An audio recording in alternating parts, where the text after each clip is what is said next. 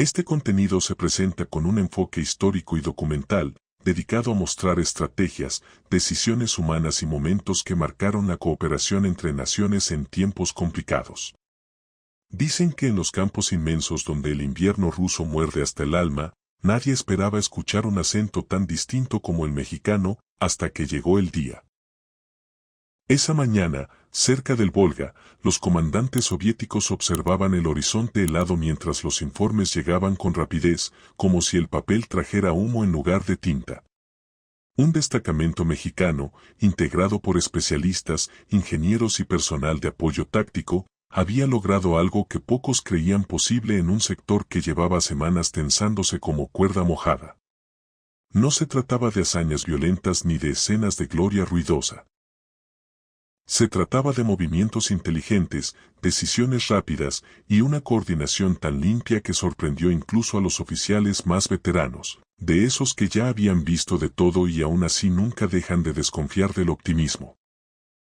Mientras los alemanes avanzaban con confianza en aquel tramo del frente, convencidos de que la rutina del invierno y el desgaste harían su trabajo por ellos, los mexicanos habían modificado la estructura de comunicación, reorganizado la defensa con una precisión casi quirúrgica y aplicado una estrategia que mezclaba creatividad latina con disciplina absoluta.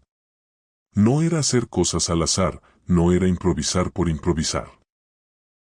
Era improvisar con cabeza, con método, como quien arma un puente con tablas viejas pero calcula cada clavo porque sabe que si falla, el río no perdona. Los soviéticos, acostumbrados a lidiar con las condiciones más duras del frente oriental, se quedaron mirando mapas y escuchando reportes con una mezcla de admiración y sorpresa. Estos muchachos, como lo hicieron tan rápido, murmuró un coronel ruso, moviendo la cabeza como quien intenta entender un truco sin creer todavía que sea real. La verdad era simple, pero no fácil. Los mexicanos habían calculado cada paso, aprovecharon un error en la lectura del terreno por parte de los alemanes, redirigieron rutas logísticas sin que nadie lo notara y establecieron puntos de apoyo que permitieron estabilizar la zona sin necesidad de confrontaciones directas prolongadas. Para los soviéticos, aquello era casi una obra de arte estratégica, mover el tablero sin que el enemigo se diera cuenta de que el tablero ya era otro. No era la típica respuesta de aguantar hasta que pase, era una respuesta de ordenar el caos antes de que el caos te trague. Y en un frente donde todo estaba al límite, ese tipo de orden era oro. Al caer la tarde, cuando el cielo se teñía de un rojo suave que brillaba sobre la nieve como si la misma tierra recordara sangre antigua, los comandantes soviéticos pidieron ver a los mexicanos personalmente. Y no fue para dar órdenes ni para exigir resultados, fue para elogiar. Les dijeron que su manera de pensar era distinta, que su calma bajo presión era inspiradora y que su capacidad para improvisar sin perder precisión era algo digno de estudio. Uno de los ingenieros mexicanos, envuelto en una bufanda demasiado pequeña para ese frío, escuchó con respeto y respondió con una sonrisa tímida, como quien no sabe bien qué hacer con tanto reconocimiento en un lugar donde la gente acostumbra guardarse los gestos. Pues mire, camarada. En mi tierra decimos que si no hay camino, uno lo arma.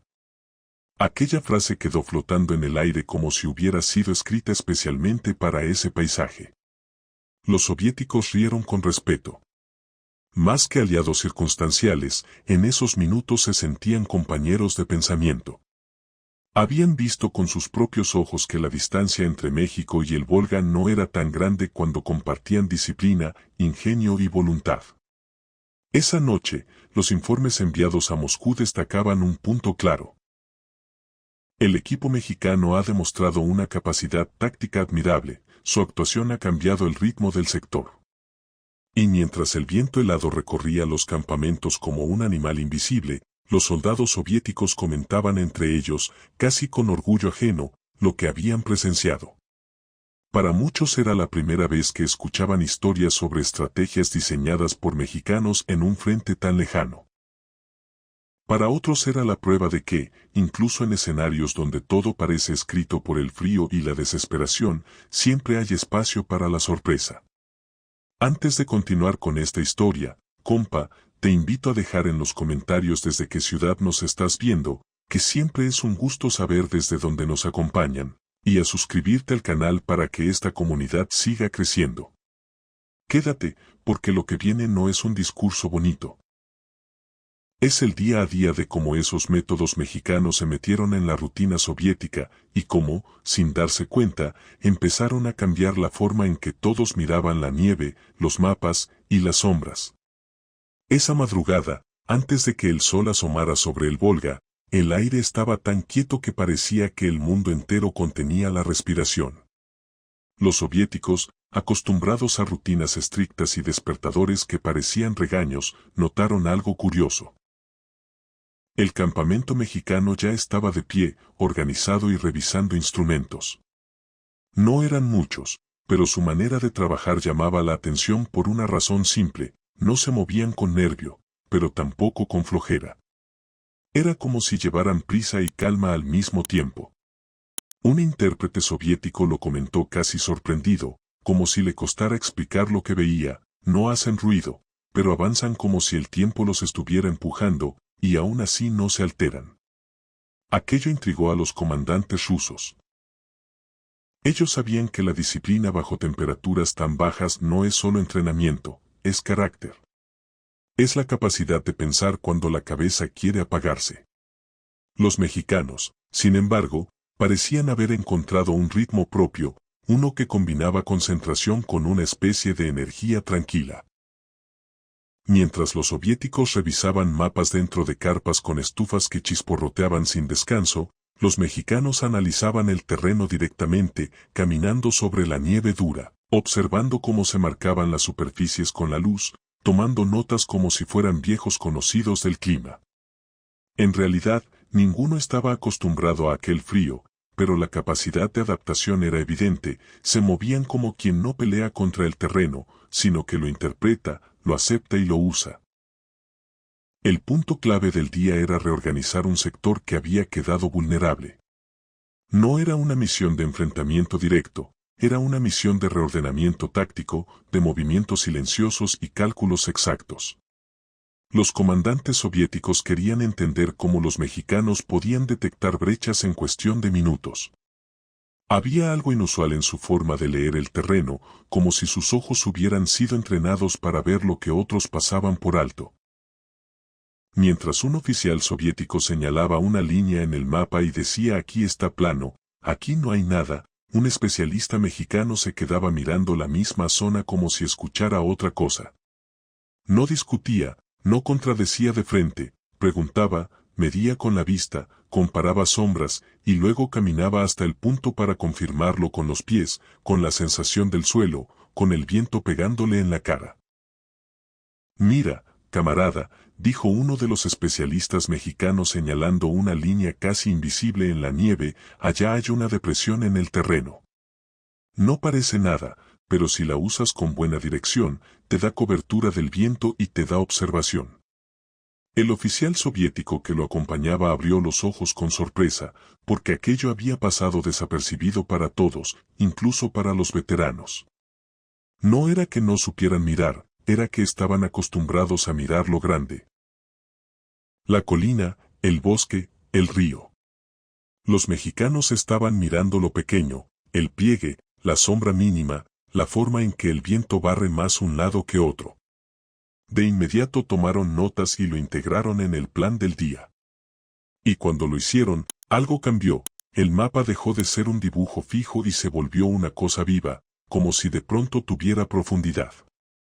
Durante las horas siguientes, ambos equipos trabajaron hombro a hombro. No había jerarquías rígidas ni orgullo militar. Había cooperación pura. Los soviéticos aportaban experiencia del clima, esa sabiduría dura que solo se gana sobreviviendo inviernos reales.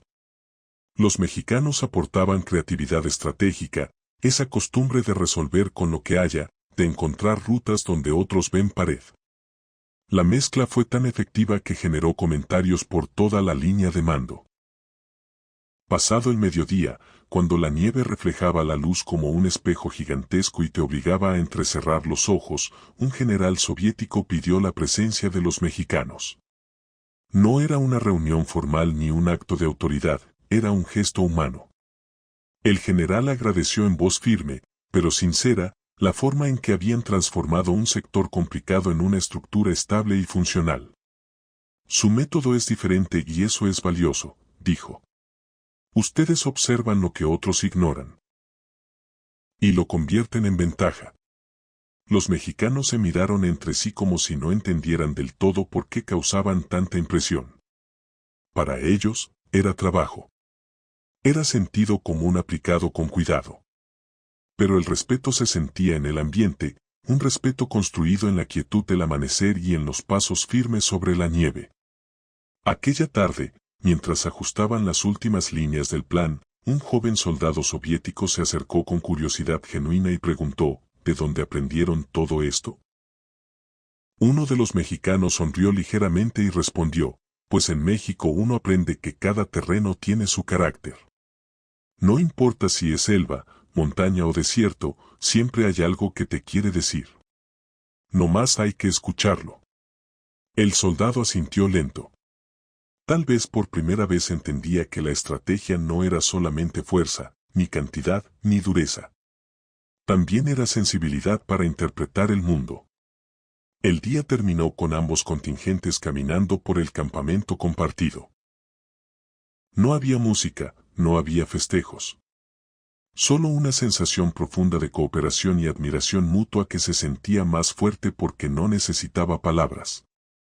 La mañana siguiente trajo un silencio distinto, casi pedagógico. Los soviéticos habían preparado una sesión de análisis táctico, algo que solían hacer cuando querían comprender a fondo las decisiones de los grupos aliados. Pero esta vez ocurrió algo curioso, los mexicanos fueron invitados como instructores improvisados. Para muchos en el frente aquello era inusual. No era común que un contingente extranjero, pequeño en número pero grande en ingenio, fuera llamado a explicar sus métodos en pleno centro de operaciones. Sin embargo, los generales soviéticos querían entender qué había detrás de esa capacidad de observar el terreno y detectar opciones donde otros solo veían nieve interminable. Dentro de una carpa amplia, calentada por estufas que chisporroteaban sin descanso, se acomodaron oficiales de distintas unidades soviéticas. Sobre una mesa improvisada extendieron mapas, brújulas, mediciones y un par de hojas manuscritas en español, con anotaciones rápidas, flechas, palabras cortas y símbolos simples que no pretendían impresionar a nadie, solo funcionar. Un capitán mexicano tomó la palabra con modestia. Miren, camaradas, no venimos a enseñarles nada que ustedes no sepan. Solo queremos mostrar cómo lo interpretamos nosotros. Los soviéticos escuchaban con atención. No había choque cultural ni orgullo herido. Había curiosidad auténtica, la clase de curiosidad que aparece cuando ves que algo funciona y quieres entender por qué. El mexicano señaló una zona marcada con líneas irregulares. Aquí, por ejemplo, ustedes la catalogaron como terreno plano, pero si miran bien, hay sombra acumulada. Esa sombra significa desnivel. Y un desnivel te cambia todo. Visibilidad, cobertura, ruta. Un oficial soviético, veterano de inviernos terribles, abrió los ojos como si acabara de descubrir algo que siempre estuvo ahí, pero que su mente había archivado como sin importancia. Tienen razón, jamás había reparado en esa sombra tan delgada, murmuró con honestidad. Los mexicanos explicaron que, en su formación, habían aprendido a leer señales mínimas. Un cambio en textura, una línea casi invisible, una sombra más larga o más corta, una zona donde el viento deja la nieve más limpia. Para ellos, el paisaje hablaba. Y ese lenguaje, aplicado al frente, se convertía en ventaja estratégica. Lo sorprendente fue ver a los soviéticos, conocidos por su disciplina meticulosa, tomando notas con entusiasmo, como si esa perspectiva nueva no contradijera su método, sino que lo completara. En un momento, uno de los generales soviéticos comentó con una sonrisa contenida, «Es curioso, ustedes nos enseñan a mirar lo que siempre estuvo enfrente de nosotros». El capitán mexicano respondió con calma, «A veces la estrategia empieza con los ojos, no con los números. Aquello provocó un murmullo de aprobación. Fuera de la carpa, el viento seguía soplando como si quisiera borrar huellas. Dentro, el ambiente era cálido, no solo por las estufas, sino por la sensación de colaboración única. Por unas horas, la nieve se volvió aula, y dos culturas intercambiaban conocimientos sin necesidad de imponerse. Al finalizar la sesión, los soviéticos ofrecieron té caliente, el gesto más respetuoso que podían tener en ese clima, y estrecharon manos con un aprecio sincero. Cuando regresemos a nuestras unidades, esto que aprendimos lo vamos a aplicar de inmediato, dijo uno. El equipo mexicano asintió satisfecho, no por reconocimiento, sino porque cada mejora en lectura del terreno era una manera de proteger vidas y ganar tiempo estratégico. La relación se hizo más sólida. Ya no se veían como contingentes separados, se veían como colaboradores que se complementaban en un frente tan grande que nadie podía comprender solo. Y si hasta aquí ya estás metido en la historia, compa, suscríbete y comparte, porque lo siguiente es donde el respeto se vuelve algo visible, algo que no se dice con discursos largos, sino con gestos simples. Además, después viene la parte más inesperada, cuando la despedida ya ocurrió, y aún así, una carta desde Moscú cambia el destino de todos. La última semana en aquel sector del frente fue diferente a cualquier otra. Había un aire extraño, casi simbólico, como si la nieve misma supiera que algo importante estaba llegando a su conclusión. Los soviéticos ya no veían a los mexicanos como visitantes, los veían como parte del alma del campamento. Desde muy temprano, antes de que el viento despertara con fuerza, los mexicanos seguían su rutina, revisar instrumentos, ajustar mapas, reinterpretar sombras del terreno y conversar con calma sobre posibles rutas. Los soviéticos comenzaron a incorporarse a ese ritmo, adoptando prácticas nuevas que habían aprendido de sus compañeros. Y poco a poco, todo el sector empezó a moverse con una mezcla rara y poderosa, disciplina rusa con creatividad mexicana. Era como si los dos estilos se hubieran fusionado en algo único. Un ingeniero soviético comentó en voz baja mientras tomaba notas: nunca imaginé que observar una sombra o un cambio pequeño en el suelo pudiera hacer tanta diferencia. El mexicano a su lado respondió sin orgullo, como quien dice una verdad simple: la tierra siempre habla, camarada. No más hay que escucharla juntos. Días después, los altos mandos soviéticos solicitaron una junta final. No era para dar órdenes ni para corregir errores. Tampoco era un acto protocolario para la foto. Era un gesto humano. En una sala improvisada con tablones, estufas y mapas colgados con clavos, los generales soviéticos se pusieron de pie cuando los mexicanos entraron.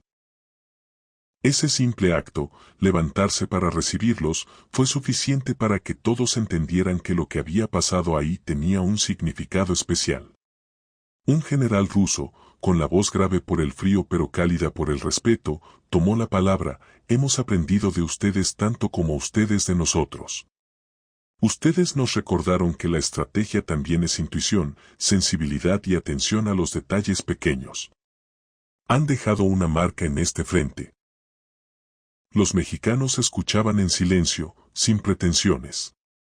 Para ellos, el reconocimiento no venía de medallas ni de discursos, sino del hecho de haber ayudado y de haber sido tratados como iguales. El general continuó: su paso por estas tierras no será olvidado. Sus métodos, su manera de entender el terreno, su calma y su ingenio seguirán aquí incluso cuando ustedes se hayan ido. Hubo un silencio de esos que no incomodan, sino que abrazan. Nadie quería romperlo rápido porque todos sentían que ese momento era importante sin necesidad de explicarlo. Llegó el día de la despedida. El campamento entero se presentó para despedirlos. No hubo formaciones rígidas ni solemnidad exagerada. Fue una despedida humana, sencilla y profunda. La nieve crujía bajo las botas y el vapor de la respiración formaba pequeñas nubes que desaparecían en el aire helado. Los soviéticos entregaron a los mexicanos réplicas de brújulas utilizadas en el frente oriental, un símbolo tradicional que representaba respeto y gratitud. Para que recuerden nuestro camino, dijo un oficial. El mexicano tomó el metal frío y sonrió con calma. Y para que ustedes recuerden que nunca caminamos solos, respondió. Mientras las últimas cajas eran acomodadas y los motores se preparaban, un grupo de soldados soviéticos comenzó a cantar un viejo himno de marcha suave, de esos que se entonan para despedir amigos, no para iniciar guerras. Los mexicanos, sin saber la letra, acompañaron con aplausos y risas tímidas. El viento, ese mismo viento que tantas veces había borrado huellas, esa vez parecía querer conservarlas un poco más.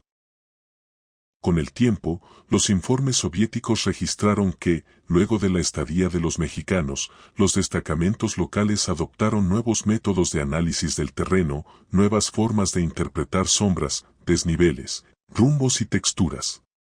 Se decía entre los soldados, medio en serio, medio con cariño, que el Volga aprendió español en forma de una frase que provocaba sonrisas entre quienes estuvieron ahí. Y aunque los caminos se separaron, el respeto mutuo permaneció. Los soviéticos siguieron mencionando a los mexicanos como ejemplo de creatividad y serenidad bajo presión. Los mexicanos, por su parte, se llevaron la experiencia de una tierra lejana que los recibió con frialdad en el clima, pero con calidez en el corazón. No hubo monumento oficial, ni placas grandes, ni ceremonias para el mundo. Pero todos los que vivieron esos días sabían que lo importante no era el reconocimiento público, sino la certeza de haber construido un puente entre dos mundos a través de cooperación, estrategia y humildad.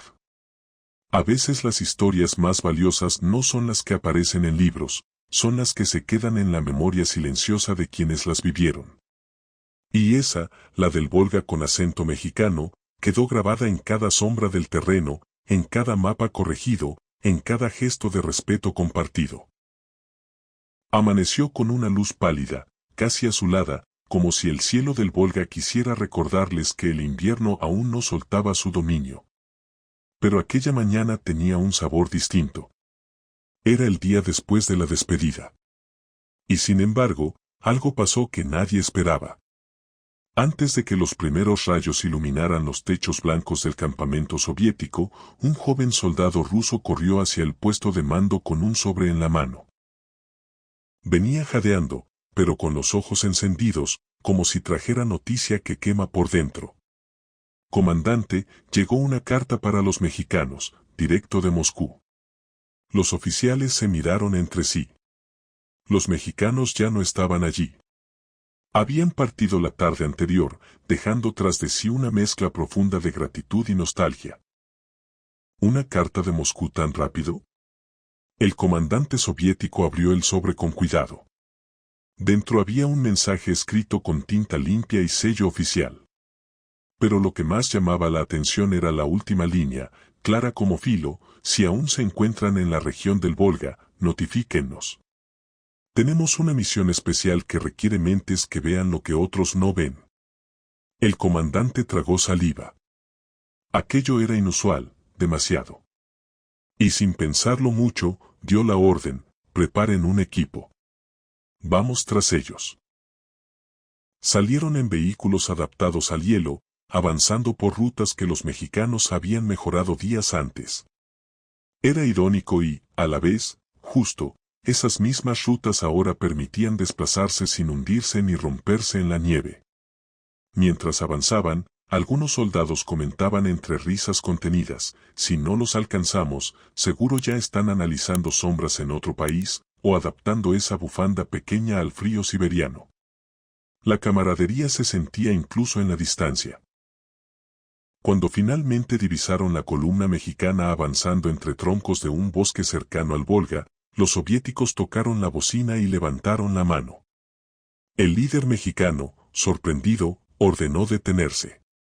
¿Otra despedida, camaradas?, preguntó medio en broma, todavía con ese tono de quien no se toma a sí mismo demasiado en serio. El comandante ruso negó con la cabeza. No, una invitación.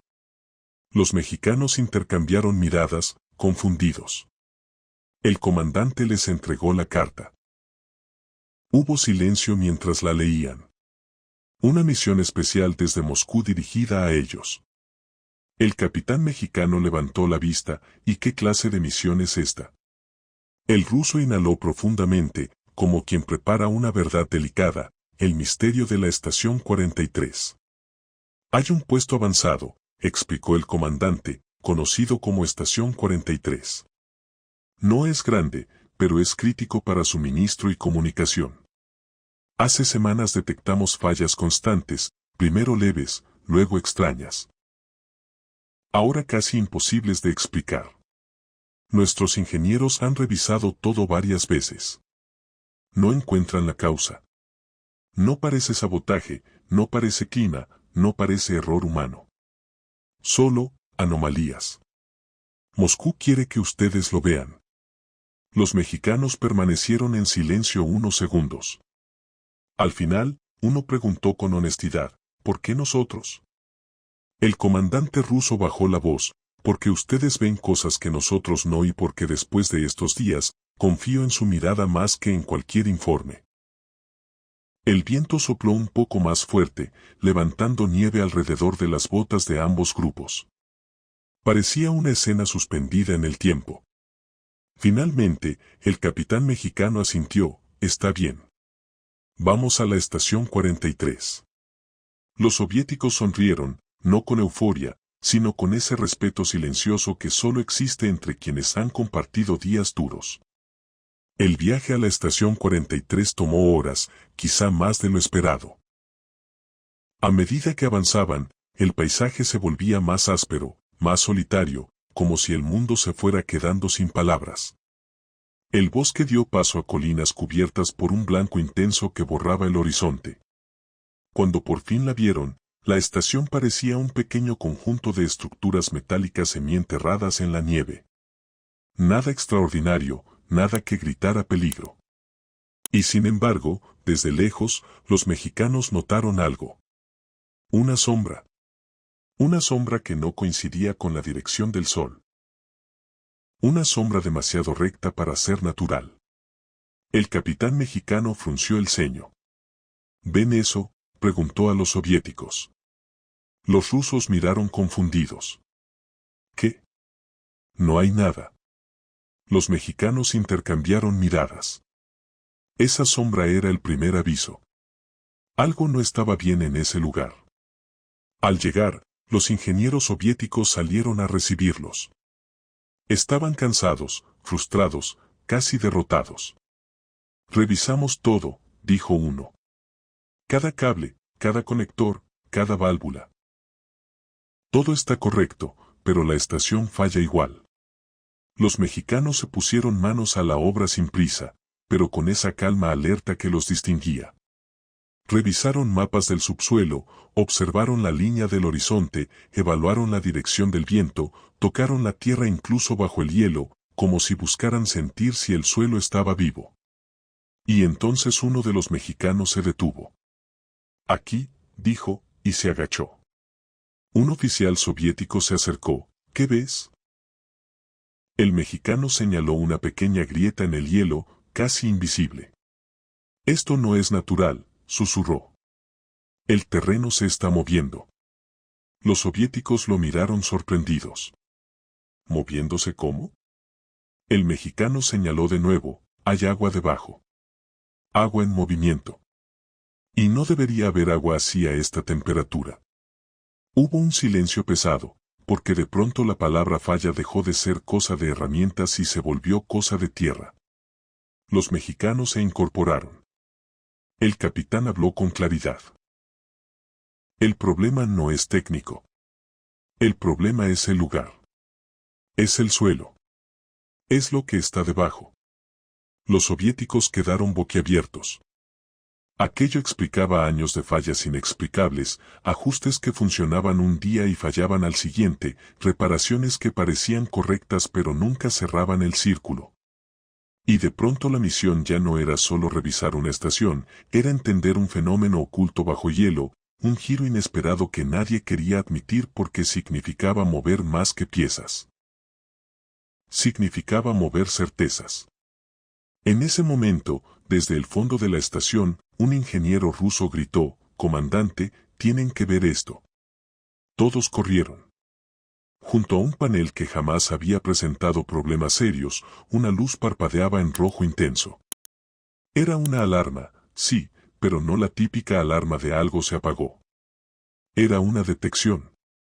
Un mexicano preguntó, con la voz baja, como si no quisiera despertar lo que fuera que estuviera ahí. ¿Qué detecta eso? El ruso tragó saliva. Movimiento. El mexicano insistió, ¿movimiento de qué? El ingeniero ruso respondió con voz tensa, casi un susurro, de algo que se está desplazando bajo nosotros. Y ahí, en ese instante, el frío volvió a sentirse como al principio, no por la temperatura, sino por la idea. La estación 43 dejó de ser un misterio técnico. Se convirtió en un punto de contacto con algo más profundo, más antiguo, más inestable. Algo que venía desde abajo. Algo que se estaba acercando. Si quieres saber qué era ese movimiento que descubren los mexicanos con su manera de leer sombras y grietas, y por qué los soviéticos terminaron elogiándolos todavía más después de esa misión, suscríbete y comparte este video. Y dime en los comentarios desde qué ciudad lo estás viendo, porque lo siguiente es donde la historia se pone verdaderamente tensa sin necesidad de escenas exageradas, solo con decisiones rápidas, inteligencia fría, y un suelo que parece respirar bajo la nieve.